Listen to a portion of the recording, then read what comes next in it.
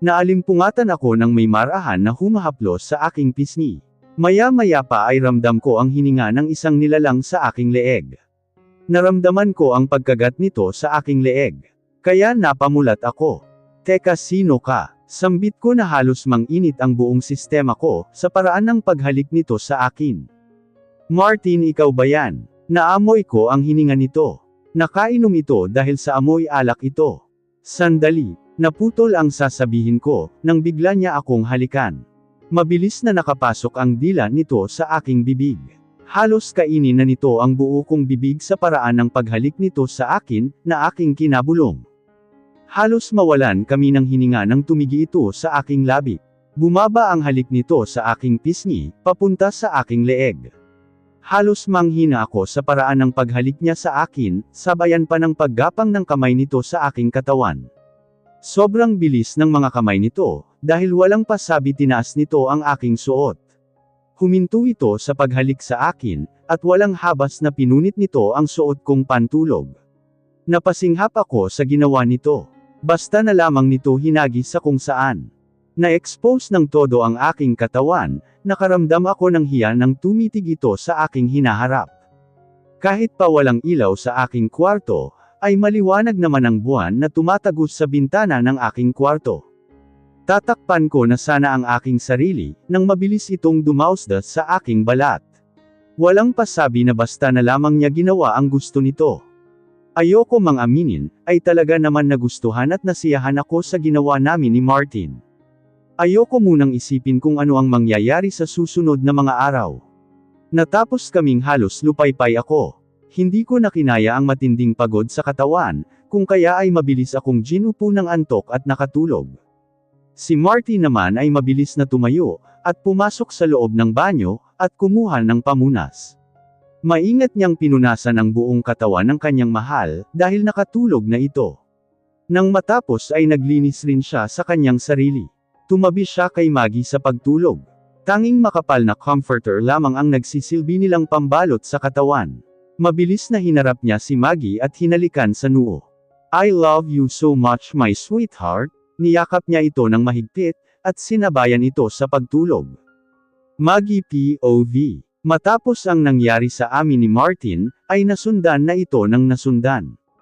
Walang pinipiling oras ito, kung kailan ito gugustuhin. Ako na lamang ang nahihiya sa pinaggagawa namin. Lagi itong parang sabik na sabik. Ang kawawa ko tuloy na perlas ng sinilangan ay palaging hinang-hina.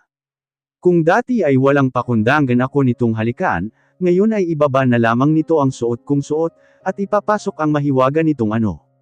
Maski sa office nito ay halos muntikan pa kaming mabutan ng sekretarya nitong si James. Palagi ko itong sinasaway, pero ngisi lang lagi ang nakapaskil sa mukha nito. Gusto ko ding magalit sa sarili ko, dahil hinahayaan ko si Martin, pero traidor ang katawan ko.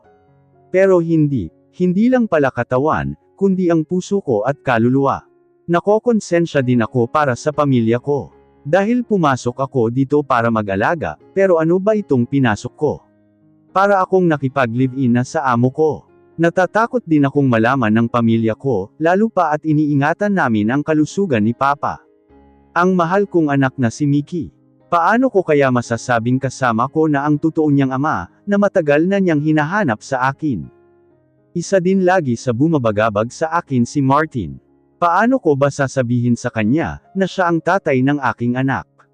Sumasakit ang ulo ko sa tuwing naiisip ko ang mga bagay na iyon. Wala akong lakas ng loob kung paano ko ba ito sisimulan magsabi. Oh wait, ang mga kaibigan ko. Bulalas ko nang biglang pumasok sa isip ko ang mga kaibigan ko. Ngayon ko lang ulit sila naalala, at wala na akong balita sa kanila. Huling pagkikita namin ay 3 weeks ago pa. Kung makapag-usap naman kami sa group chat namin, ay bihira na lamang. Dahil may kanya-kanyang pinagkakabizihan na ang mga ito, bukod sa kanilang mga trabaho. Napabangon tuloy ako sa aking hinihigan, kakatapos ko lamang tawagan ang aking anak, at pahigan ako nang bigla pumasok sa isip ko ang magmuni-muni. Wala si Martin sa aking kwarto, dahil may tinatapos daw ito sa kanyang opisina sa kabilang kwarto. Kinuha ko ang aking cellphone na nakapatong sa side table. Mabilis ko na binuksan ang messenger, at hinanap ang GC namin na natabunan na ng mga bagong messages, na di ko pa nababasa. Good evening mga beautiful girls. Panimula ko, nakita ko pa ang last chat si Max yun. Halos lahat ay nakasin at wala man lang nagtangka sumagot. 2 weeks ago pa at nilangaw na ang GC namin. Anyari. Maya-maya pa ay tumunog ang message tone. Si Max. Max, wow. Finally may nagparamdam din sa group na ta. How's life Maggie? Me, eto ayos naman. Yung iba asan na. Max, nagsiasawa na at marami ng anak. Akira, hi girls. Hoy sinong nag-asawa na? Lily, hello mga sis. Wow nakakamiss naman kayo. Honey, good evening. Kamusta kayo? I missed you mga tay. Max, abo himala na buhay ulit ang GC nato. Parang kailan lang mga sinner Me, sila lang yun no. Ako nga nauna dito. Saka na busy lang ako kaya ngayon ko lang naisipan mag-open ng GC. Akira, busy din ako no. Lily, busy din ako sa konsumisyon dito no. Kaya valid lang na di ako magparamdam. Pero once na makaalis lang ako sa pamamahay ng Dracula na ito. Papasabugan ko pamamahay nito. Hala siya grabe katay. Tapang yarn, sinong Dracula? Ilabas mong pamatay mong karisma, para maglaway sayo. Natawa ako sa sunod-sunod na message. Nakakamiss naman ka-bonding ang mga kaibigan ko. Me, kulang ata tayo. Si Gail. Akira, naku Maggie, huli na kayo sa balita. Nasa China siya ngayon. Mag-aasawa na ata ng Inchik Shar.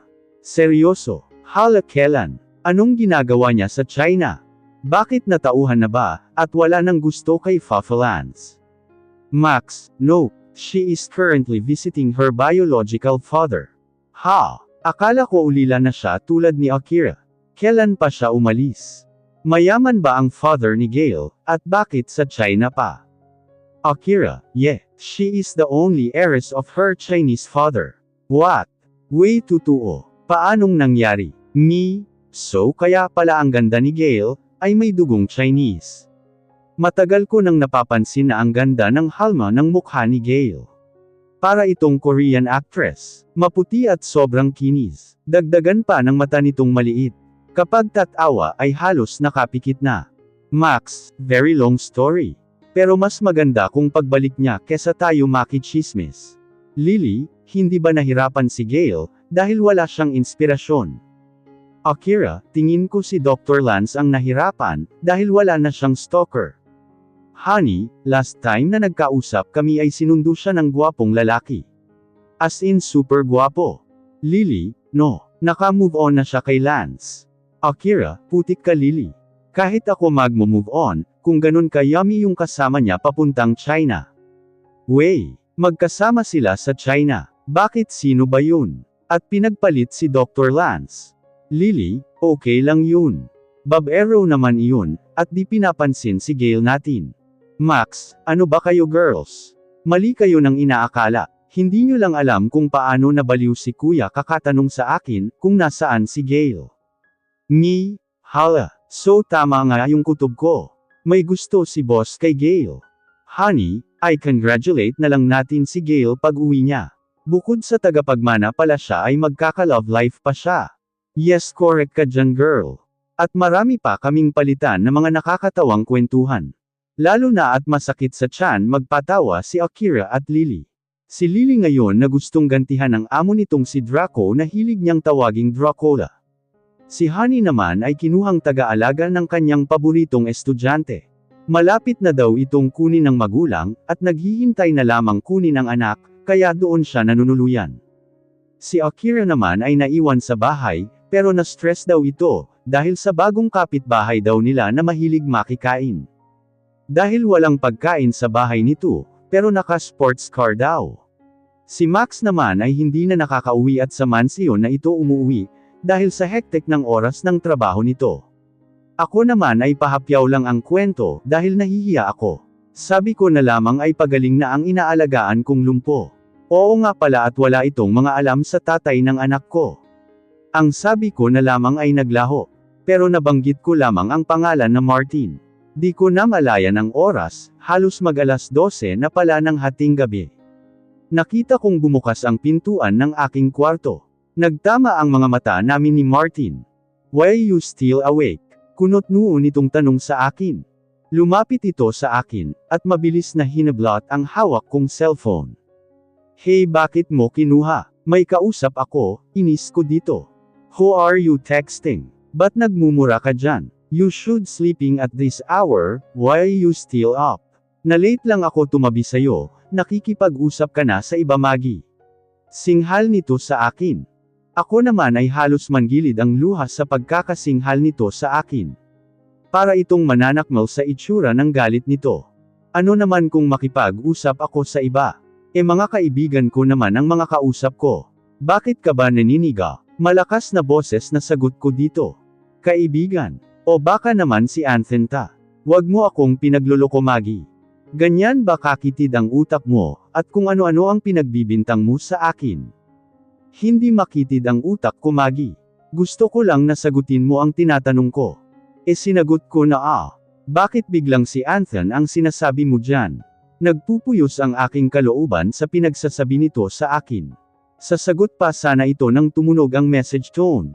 Mabilis nito kinalikot ang aking cellphone, at walang pasabi na tinalikuran ako at lumabas.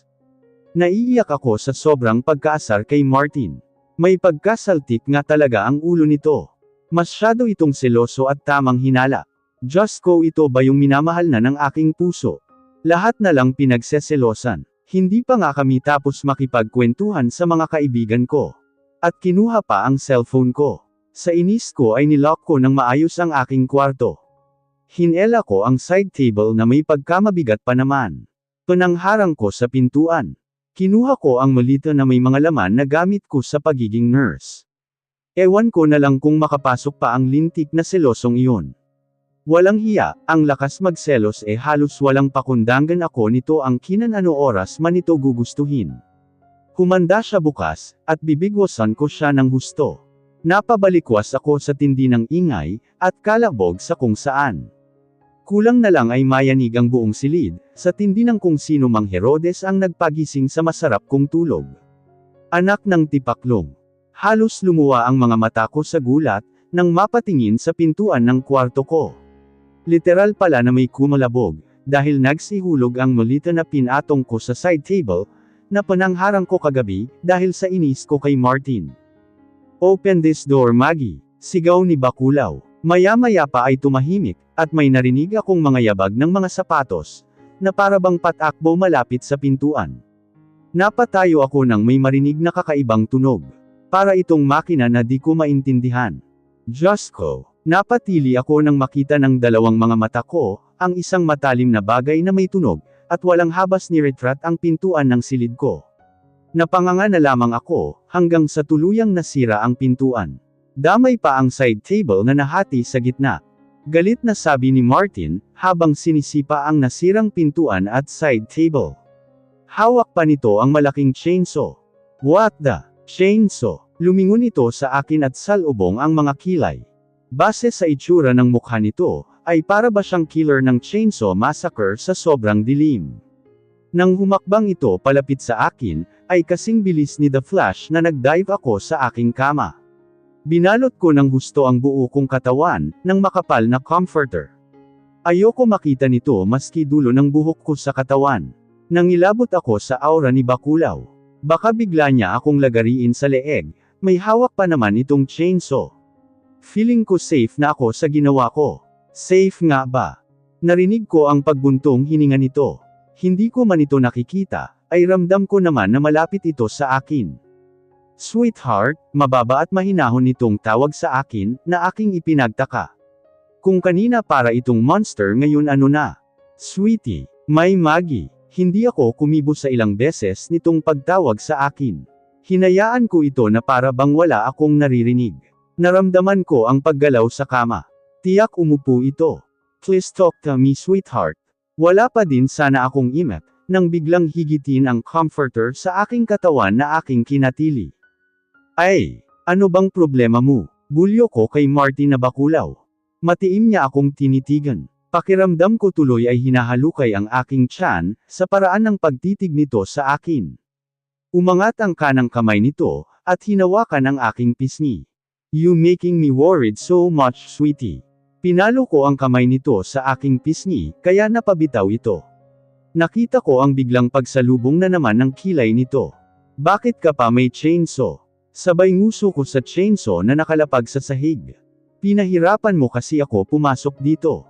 Kaya I have no choice, but to use that. Pwede ka naman kumatok. Sinira mo pa ang pintuan asar ko dito.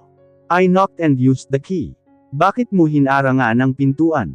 I don't have a patience for that. Kasalanan mo yun. What? Aba at parang nagka-amnesia ata ito. Parang walang ginawang kalukuhan kagabi. Bigla pa akong pagbintangan na kausap si Anthony, kahit mga kaibigan ko naman ang mga kausap ko. Hinablot pa sa akin ang cellphone ko. Naningkit ang mga mata ko. Pawat-wat ka pa dyan. Akin na ang cellphone ko, nangangati ang aking kamao, at gusto ng damapo sa pagitan ng mga mata nito. No way. Akainis ka. Tuluyang lumipad ang aking kamao. Hindi sa pagitan ng mga mata nito kundi sa kaliwang mata nito. Napaigik ito. What the? Sabay hawak sa kaliwang mata nito. Napatayo ako nang makita ko si Martin na namimilipit sa sakit. Agad akong niyakap ng takot. Bigla akong napatingin sa lapag, kung saan nakalapag ang chainsaw. Takbo Magi kung gusto mo pa mabuhay. Walang sabi-sabi ay halos liparin ko na ang labas, di ko naramdam ang tumusok-tusok sa aking mga paa, dahil sa sira-sirang pintuan. Ang akin lang ay makatakbo kay Bakulaw, at baka ako ay gantihan. Baka isang sampal lang sa akin ng kamay nito, ay paglamayan na agad ako sa lakiba naman ng palad nito.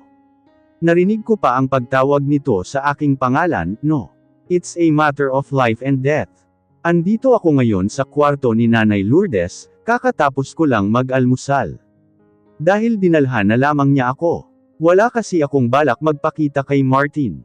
Naghilamos at nakapag-toothbrush ako, mabuti na lamang at may extra pa si Nanay Lourdes. Sinabi ko lamang sa kanya na nag-away kami ni Sir Martin. Kaya ayoko muna siya makita. Alam kong nagtataka ng husto si Nanay Lourdes. Pero di na lamang siya nagtatanong, at hinayaan na lamang ako. Gusto ko man sanang lumabas at bumalik sa aking kwarto, pero hindi ko magawa. Ayaw ko munang makita ang mukha ni Bakulaw. Talagang naasar pa ako sa taong iyon. Sinira pa ang pintuan ng kwartong ginagamit ko. Gusto ko na sanang maligo, at makapagpalit ng damit, wala pa naman akong suot ngayon na bra, mabuti na lamang at malaking t-shirt at pajama ang sinuot ko kagabi, na hanggang ngayon ay suot ko pa din. Hindi din ako nakatiis ay nagpasya akong lumabas na ng silid.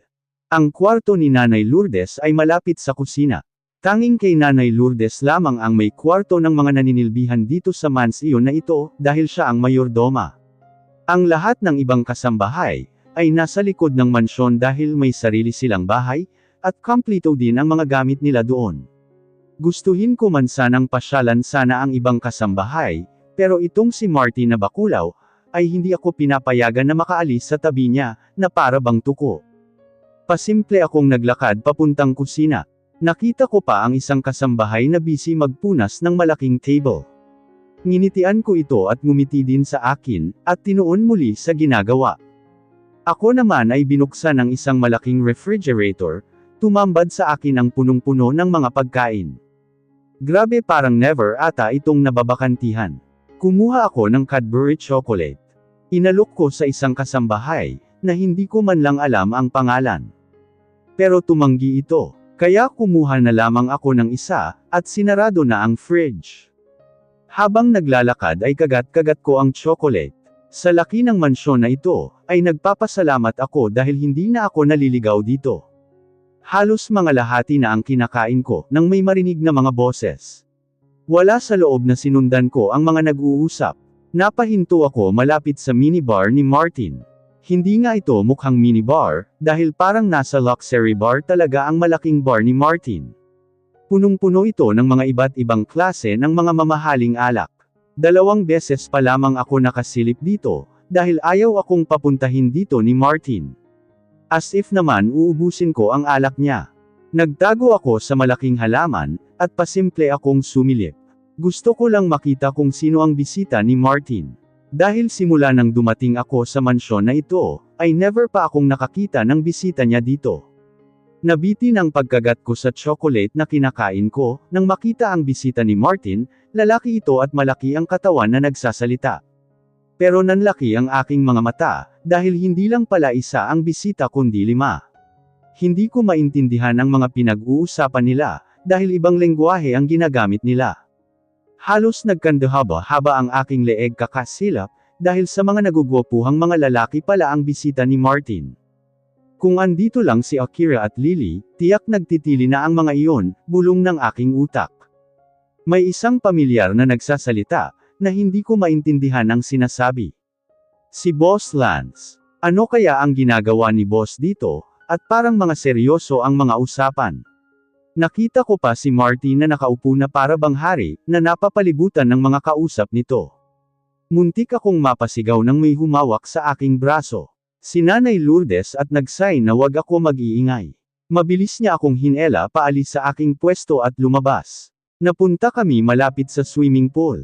Muntik ko pang mabitiwan ang kinakain kong chocolate, mabuti na lamang at mabilis ang aking kamay sa pagsalo, at inisang lamon na lamang sa aking bibig ang natirang chocolate, at humarap kay Nanay Lourdes na kanyang kinanganga. Ikaw na bata o, sabi nito at umiling-iling. Kilala mo po sila nanay, tanong ko kahit ngumunguya pa. Mataman itong tumingin sa akin, at sumeryoso. Kilala ko sila iha. Mga kaibigan po ba sila ni Sir Martin? Nakita ko po kasi ang boss ko na si Doc Lance. Hindi lang sila magkaibigan, kundi mga matalik na magkakaibigan silang lahat Maggie, napangiti pa ang matanda. Ngayon ko lang po nakitang may mga bisita si Sir Martin. Bihira lang talaga sila magkita-kita na magkakasama. Dahil mga busy sila sa kani-kanilang mga buhay. Halata nga pong mukhang yayamanan mga kaibigan ni Sir Martin. Sobrang mga gwapo pa po di ba nanay? Hindi ko napigilan ang mapangiti dahil totoo naman. Daig pa nila ang mga artista sa kagwapuhan at kakisigan. Pero mas gwapo pa din si Martin ko. Magtigil ka Maggie. Naputol ang pag-uusap namin ni Nanay Lourdes, nang may tumikim sa aming likuran. Napalingon ako at napanganga sa kagwapuhan sa aming harapan. Mukha itong Hollywood star. Idagdag pa ang pumuputok nitong muscle, sa bakat nitong suot na malaking t-shirt. Napakatangkad din ito na tulad ni Martin. Hello Miss Maggie, baritono nitong boses. Ha, hi, ngumiti ako ng tipid dito. Nagulat ako sa pagbanggit nito ng aking pangalan. So this is Maggie. Biglang sulpot sa kung saan ang isa pang gwapong nilalang. Sunod-sunod na nagsilapitan ang iba pang mga lalaki, nahulog yata ng langit. Literal na napanganga na lamang ako, dahil inisa-isa ko ang mga mukha ng mga ito. Halos magkakaparehas ang laki, at kakisigan ng mga katawan ng mga ito. Ang mga height ng mga ito ay hindi ata papayag ng hindi 6-footer. Puro mga higanti. Nagmukha tuloy kaming minya ni Nanay Lourdes. Sabay na lumapit si Boss Lance at si Martin, nasalubong ang mga kilay, at nakabusangot na naman ang mukha. Oh Maggie, how's your work? Si Doc Lance na nakangisi sa akin. Ayos lang po Boss Lance, sabay tinaasan ko ito ng kilay. Baka akala nito ay nakalimutan ko na siya ang dahilan, kung bakit ako napadpad dito. Mag-aalaga daw ng lumpo. Yun pala ako ang nalumpo sa kama. Ano ba Maggie ang halay mo? Hiyaw ng aking utak. Napakunot ang noo ko, nang bigla akong harangan ng katawan ni Martin. Hindi ko alam kung ano na naman ang problema nito. Kaya pa simple akong pahakbang sa gilid, pero bago ko ba magawa iyon, ay hinapit na ako sa bewang ni Martin, na aking kinasinghap. Narinig ko pa ang pagkantiyaw at pagsipol ng mga kaibigan ni Martin, na aking kinapula ng mukha. Napatungo tuloy ako lalo na nang makita ko ang mukha ng aking boss, na para bang naa-amuse sa nakikita, kainis na bakulaw nato. Baka gusto mo kaming ipakilala dyan buddy. Napaghahalataan ka tuloy. Masyado kang possessive. Hate you. Malutong na mura ni Martin sa kanyang mga kaibigan na aking kanitingala dito. Nagtama ang aming mga mata. Pero tinaasan ko lamang ito ng isang kilay. Narinig ko pa ang tawanan ng mga kaibigan nito. Binalingan niya ang mga ito, at sinaman ng mga tingin. Okay para manahimik na kayo, at magsilayas sa pamamahay ko. Brusco nitong pagkakasabi, na para bang di pinag-iisipan ang mga binitiwang mga salita sa mga kaibigan nito. Si Aris, turo nito sa lalaking unang tumawag sa akin. Draco, biglang singit ng isa. Feeling ko narinig ko na ang pangalan nito sa kung saan. Sa bagay marami ang pangalan na Draco sa Earth. Xander, napatitig ako nang magsalita ito, may kamukha ito na Turkish actor. Tama si Ken Yaman. Base sa naka-ponytail nitong buhok, at balbas sarado nitong mukha. Naramdaman ko ang pagpisil sa aking bewang, na aking kinalingon kay Martin, na ngayon ay parang namaligno ang mukha. Night, napatingin ako sa lalaki na nasa sulok. Mukha itong nakakatakot tignan. Magpapakilala pa ba ako? Sabay ngisi ni Doc Lance. Kay Gale, napangisi ako nang makita ko na nagiba ang facial expression nito. Wow pare, sabay kantiyo ni Ares dito. Sinaman lamang ito ng tingin ni Boss Lance. May kulang pa sa amin. Si Leandro busy pa sa kapatid, nabitin ang pagsasalita ni Draco nang magsalita si Martin. Sige na, magsilayas na kayo. Pagtatiboy ni Bakulaw sa mga ito. Wala na nga nagawa ang mga ito, kundi magsialis. Nakita ko pa ang sunod-sunod na pag-andar ng mga mamahaling sasakyan. Napanganga na lamang ako sa aking nakikita. Naramdaman ko na lamang ang pagyakap sa aking likuran, na walang iba kundi si Martin. Ay ano ba, pilit kong tinatanggal ang mga braso nito, pero parang di nito inalintana. Why? Naramdaman ko ang paghalik nito sa aking ulo. Teka wag dito, baka makita tayo ni Nanay Lourdes, at ng ibang mga kasambahay. Let them watch both of us. Nasisiraan ka na ba? Asak ko dito. Naramdaman ko ang biglang pagpisil nito sa aking chest. Napasinghap ako dahil wala pala akong suot na pangloob. Hindi mo ba alam, halos gusto ko nang dukutin ang mga mata ng mga asungot na iyon. Bakit ba wala kang suot na pangloob? Narinig ko pa ang pagmumura nito. Malay ko bang may mga bisita ka? Kahit na, magsasalita pa sana ako, nang bigla niya akong pangkuhan na para bang bagong kasal. Nagtitili ako at biglang napasisik sa dibdib ng lalaki sa hiya, nang makita ko ang ilang kasambahay na napatingin sa aming dalawa.